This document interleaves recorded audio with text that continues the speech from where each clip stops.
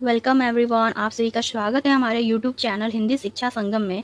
आज अभी तक खड़ी स्त्री जो कि रघुवीर सहाय की कविता है, बहुत ही चर्चित कविता है। इसके बारे में आज हम लोग इसका प्रसंग, ससंदर्भ व्याख्या, उद्देश्य और संक्षिप्त में समीक्षा को जानेंगे। तो चलिए मित्रों, वीडियो की शुरुआत करते हैं। हिंदी के प्रसिद्ध कवि रघुवीर सहाय नई कविता और समकालीन हिंदी कविता के प्रमुख हस्ताक्षर हैं। उनकी कविताओं में आधुनिक समाज, राजनीति, लोकतंत्र, मध्य वर्गीय जीवन, स्त्री की स्थिति और आम आदमी की पीड़ा का यथार्थवादी एवं संवेदनशील चित्रण मिलता है। उनकी चर्चित कविता अभी तक खड़ी स्त्री में कवि ने एक ऐसी स्त्री की स्थिति को प्रस्तुत किया है जो बाहर से सुंदर, स्वस्थ और सामान्य दिखाई देती है, लेकिन उसके भीतर एक ऐसी गहरी व्यथा छिपी हुई है जिसे वह स्वयं भी नहीं पहचान पाती है। ग्रीष्म फिर आ गया के माध्यम से समय के बीतते और अभी तक खड़ी स्त्री के माध्यम से उसके जीवन की स्थिरता एवं जड़ता को व्यक्त किया गया है। कवि कहना चाहते हैं कि समाज ने स्त्री को उसकी बाहरी सुंदरता और सामाजिक भूमिका तक ही सीमित कर दिया है, जबकि उसके भीतर की इच्छाओं, दुखों और मानसिक पीड़ा को समझने का प्रयास नहीं किया है। कविता का सबसे मार्मिक पक्ष यह है कि स्त्री अपनी व्यथा से स्वयं अनजान है, अर्थात लंबे सामाजिक संस्कारों और बंधनों के कारण उसने अपनी पीड़ा को ही जीवन का सामान्य सत्य मान लिया है। इस प्रकार कविता स्त्री के मौन आत्म विस्मृति, सामाजिक बंधन और अनपहचाने दुखों को सामने लाते हैं। पाठक को उसके वास्तविक अस्तित्व और आंतरिक संसार को समझाने के लिए प्रेरित करती है। संदर्भ हर पंक्ति के लिए यही होगा। सेम प्रस्तुत पंक्तियां हिंदी के प्रसिद्ध कवि रघुवीर सहाय द्वारा रचित चर्चित कविता अभी तक खड़ी स्त्री से उद्धृत है, जिसका प्रकाशन वर्ष 1959 में हुआ था। पंक्ति है, ग्रीष्म फिर आ गया, फिर हरे पत्तों के बीच खड़ी है वह, ओठ नम और भरा भरा सा चेहरा लिए, बदली की रोशनी सी नीचे को देखती है। प्रसंग है, इन पंक्तियों में कवि एक ऐसी स्त्री का चित्र प्रस्तुत करते हैं जो हर वर्ष ग्रीष्म ऋतु के आने पर उसी प्रकार खड़ी दिखाई देती है। उसके बाहरी रूप में जीवन और सौंदर्य दिखाई देता है, लेकिन उसकी आंखों और चेहरों के भावों में एक अनकहा दुख और मौन प्रतीक्षा छिपी हुई है। कवि प्राकृतिक और स्त्री के अस्तित्व को एक दूसरे के समानांतर रखकर उसकी स्थिति को समझाने का प्रयास करते हैं। अर्थात एक प्राकृतिक के माध्यम से कवि यहाँ स्त्री के बारे में बताते हैं, स्त्री की पीड़ा को यहाँ प्रस्तुत करते हैं। व्याख्या क्या है? कवि कहते हैं कि ग्रीष्म ऋतु फिर से आ गया है। समय अपनी गति से आगे बढ़ता रहा और ऋतुएं बदलती रही, लेकिन वह स्त्री अब भी उसी स्थान पर क्या है, खड़ी है। फिर हरे पत्तों के बीच खड़ी है वह स्त्री। इन पंक्तियों में हरे पत्ते जीवन, प्राकृतिक और बाहरी संसार की गतिशीलता के प्रतीक है, जबकि स्त्री का एक ही स्थान पर खड़े रहना उसके जीवन की स्थिरता और जड़ता को व्यक्त करता है। प्राकृतिक निरंतर बदल रही है, समय बीत रहा है, लेकिन स्त्री के जीवन में कोई भी वास्तविक परिवर्तन नहीं आया है। कवि उनके बाहरी रूप का भी चित्रण करते हैं। उनके ओठ नम है और चेहरा जो है वह भरा भरा है, जिससे वह स्वस्थ, सुंदर और जीवन से भरपूर दिखाई देती है। लेकिन इस बाहरी सौंदर्य के भीतर उसकी वास्तविक मानसिक स्थिति छिपी हुई है। वह बदली की रोशनी सी नीचे को देखती है। बदली के पीछे से छन कर आने वाली रोशनी पूरी तरह से उज्जवल नहीं होती है, उसमें एक धुंधलापन और उदासी होती है। इसी प्रकार स्त्री की दृष्टि भी नीचे झुकी हुई है। वह संसार की ओर सीधे देखने की बजाय नीचे देख रही है। उसकी यह झुकी हुई दृष्टि सामाजिक संकोच, विवशता, आत्मदमन और मौन पीड़ा का संकेत देती है। यह ग्रीष्म, हरे पत्ते और बदली की रोशनी केवल प्राकृतिक दृश्य नहीं है, बल्कि स्त्री के जीवन की आंतरिक स्थिति को व्यक्त करने वाले प्रतीक है। समय आगे बढ़ रहा है, प्राकृतिक जीवंत है, लेकिन स्त्री का जीवन जैसे किसी अदृश्य बंधन में स्थिर हो गया है। उसके बाहरी सौंदर्य को देखा जा सकता है, लेकिन उसके भीतर जो व्यथा है उसको समझना कठिन है। विशेष क्या है? ग्रीष्म फिर आ गया, समय के निरंतर बीतने का प्रतीक है। हरे पत्तों के बीच खड़ी स्त्री जीवन की गतिशीलता के बीच स्त्री की जीवन की स्थिरता व्यक्त है।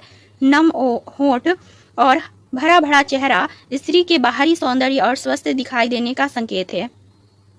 बदली की रोशनी उसके भीतर छिपी उदासी और अस्पष्ट पीड़ा का प्रतीक है। नीचे झुकी दृष्टि स्त्री की सामाजिक व्यवस्था और मौन को व्यक्त करती है। कविता में बाहरी सौंदर्य और आंतरिक व्यथा के बीच गहरा विरोधाभास दिखाई देता है। प्रकृति के माध्यम से स्त्री की मन स्थिति का चित्रण कविता की प्रमुख विशेषता है। पंक्ति है, निरखता रह उसे कवि न कह न हंस न रो, कि वह अपनी व्यथा इस वर्ष भी नहीं जानती। प्रसंग है, कवि स्त्री को देखकर उसके बाहरी रूप का वर्णन करने के बजाय उसकी मौन स्थिति को समझने का प्रयास करते हैं। वह स्वयं अपनी पीड़ा से अनजान है और उसके जीवन की वास्तविक त्रासदी अर्थात दुख यही है कि वह अपने दुख को दुख के रूप में पहचान भी नहीं पाती है। व्याख्या है, कवि स्वयं से कहते हैं कि वह उस स्त्री को केवल देखते रहे, निरखता रह उसे कवि। यहाँ कवि का देखना केवल बाहरी सौंदर्य को देखना नहीं है, बल्कि उसके भीतर छिपे जीवन सत्य को समझने का प्रयास है। कवि उसे देखकर न तो हंसने की बात करते हैं और न ही रोने की। न कह न हंस न रो में कवि की गहरी संवेदना और असामंजस्य व्यक्त होता है। वह जानता है कि स्त्री की स्थिति इतनी जटिल और गहरी है कि उस पर सामान्य प्रतिक्रिया देना संभव नहीं है।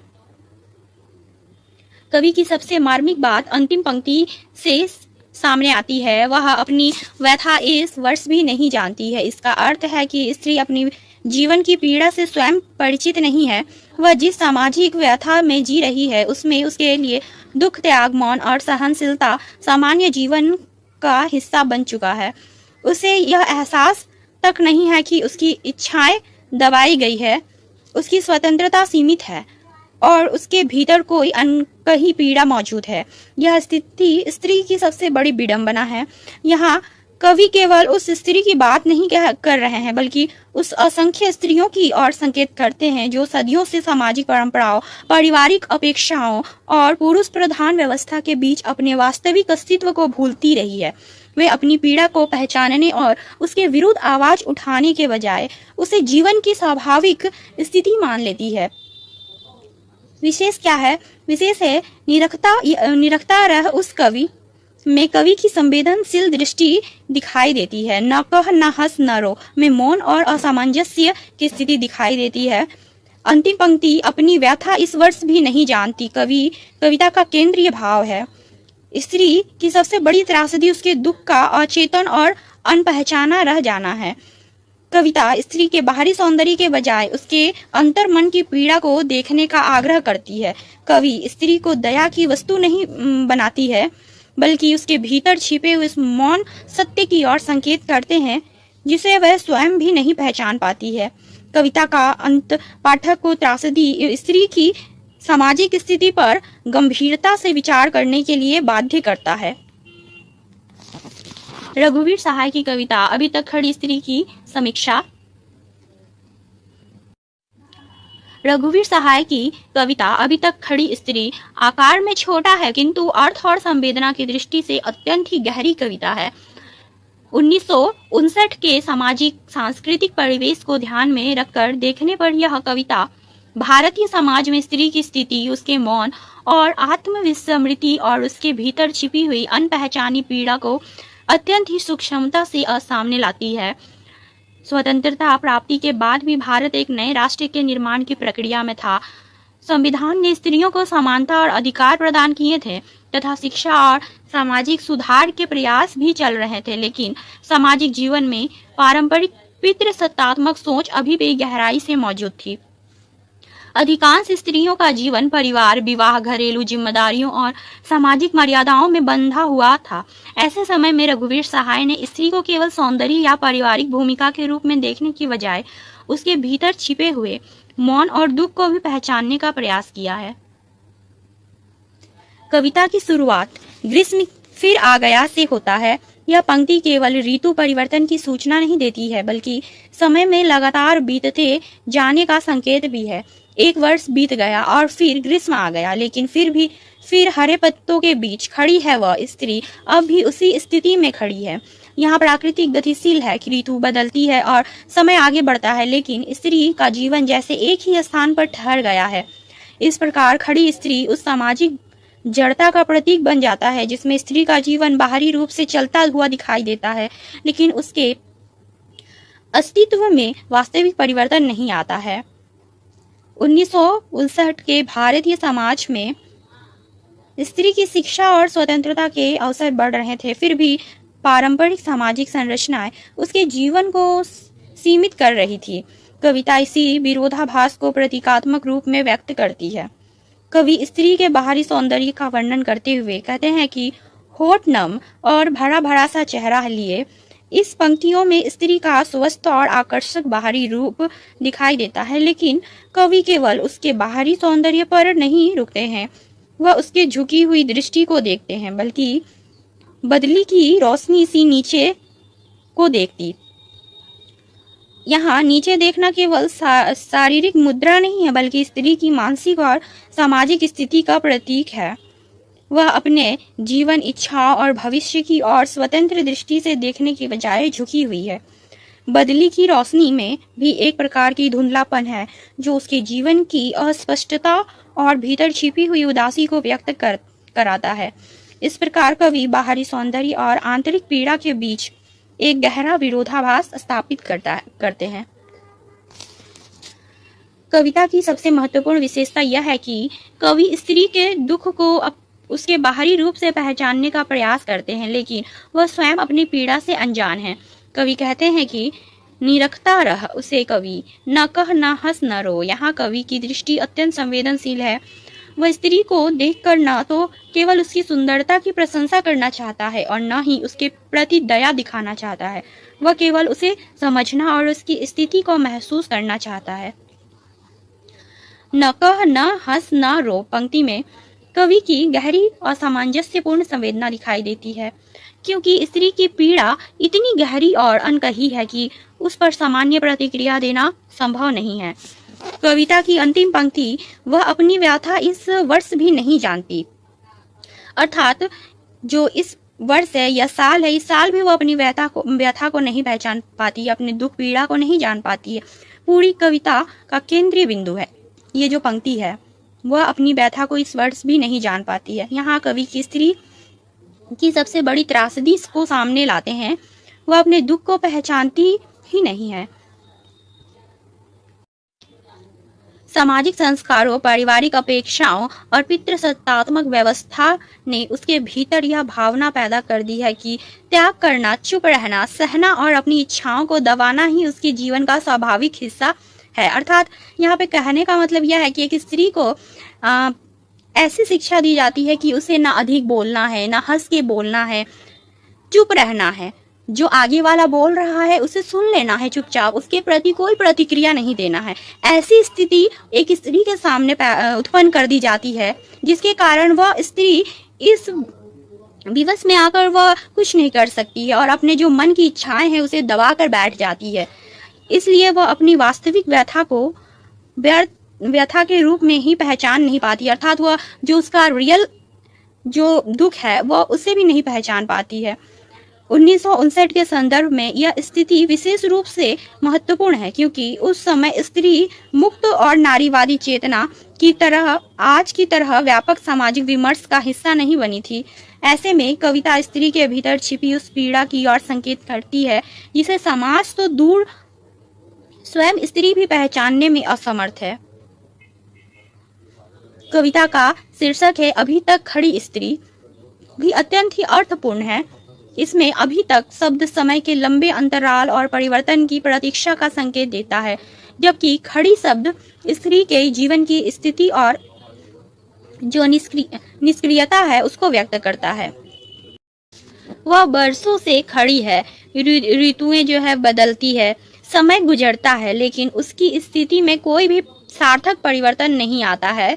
इस दृष्टि से कविता स्वतंत्र भारत के उस सामाजिक यथार्थ पर भी प्रश्न उठाती है जिसमें संवैधानिक समानता प्राप्त होने के बावजूद भी सामाजिक और मानसिक स्तर पर स्त्री की वास्तविक मुक्ति अभी तक अधूरी है।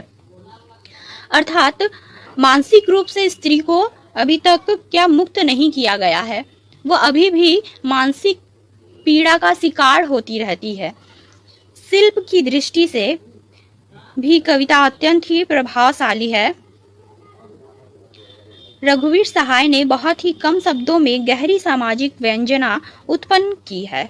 कविता में ग्रीष्म, हरे पत्ते और बदली की रोशनी जैसी प्रतीक बिंबों का प्रयोग स्त्री की मानसिक स्थिति को व्यक्त करने के लिए किया गया है। भाषा अत्यंत ही सरल, सहज और बोलचाल की भाषा है, लेकिन उसके भीतर भी अर्थ की कई परतें हैं।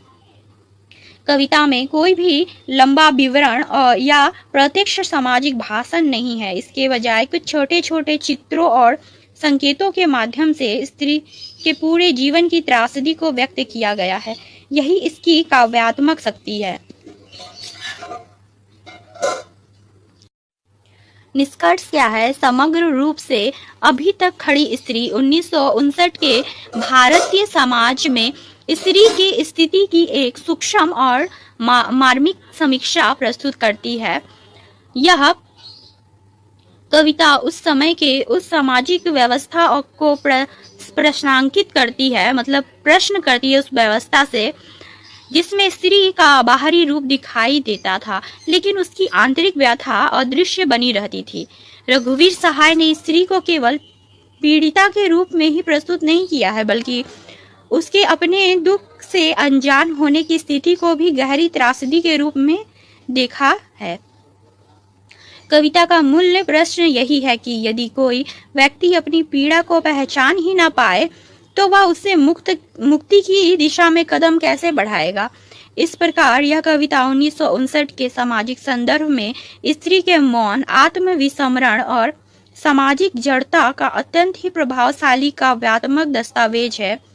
साथ ही आज भी इसकी प्रासंगिकता बनी हुई है, क्योंकि स्त्री की वास्तविक स्वतंत्रता केवल कानूनी अधिकार प्राप्त करने से नहीं, बल्कि अपनी इच्छाओं, अस्मिता अर्थात पहचान और पीड़ा को स्वयं पहचानने और व्यक्त करने की स्वतंत्रता से पूरी होती है। कविता का उद्देश्य क्या है? रघुवीर सहाय की कविता अभी तक खड़ी स्त्री का मुख्य उद्देश्य स्त्री के बाहरी रूप के पीछे छिपी उसकी आंतरिक जो व्यथा है, दुख है, मौन और सामाजिक व्यवस्था को सामने लाना है। कवि यह बताना चाहते हैं कि समाज अक्सर स्त्री के सौंदर्य और उसकी बाहरी छवि को ही देखता है, लेकिन उसके मन की पीड़ा, इच्छाओं और असंतोष को सामने समझने का प्रयास ही नहीं करता है। अपनी व्यथा इस वर्ष भी नहीं जानती के माध्यम से कवि ने स्त्री की उस स्थिति को व्यक्त करते हैं जहां लंबे समय से चले आ रहे सामाजिक संस्कारों और पितृसत्तात्मक व्यवस्था के कारण वह अपनी पीड़ा को ही जीवन का सामान्य हिस्सा मान लेती है। कवि का उद्देश्य स्त्री के भीतर आत्मचेतना जगाना है, उसके मौन को पहचानने और उसकी स्वतंत्र अस्तित्व अर्थात स्वतंत्र पहचान तथा भावनात्मक संसार को समझने की आवश्यकता पर बल देना है।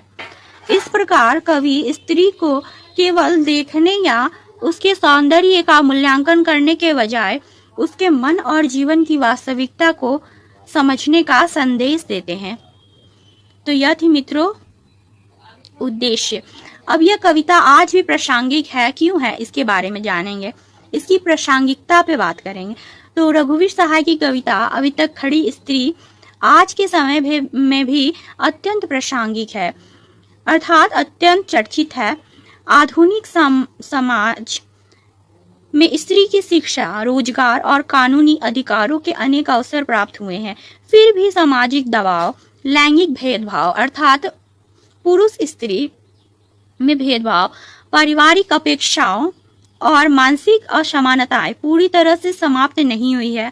आज भी अनेक स्त्रियां अपनी इच्छाओं और भावनाओं को दबाकर सामाजिक भूमिकाओं को निभाती रहती है और कई बार अपनी वास्तविक पीड़ा को पहचान या व्यक्त नहीं कर पाती है।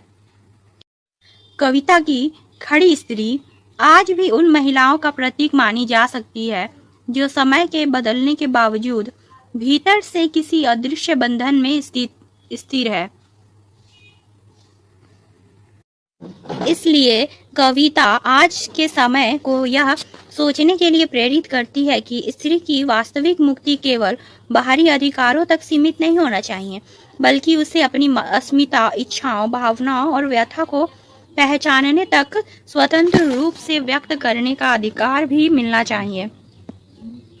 यही कारण है कि 1959 के संदर्भ में भी लिखी गई यह कविता आज भी स्त्री अस्तित्व और लैंगिक समानता के प्रश्न का सार्थक और विचारोत्तेजक बनी हुई है।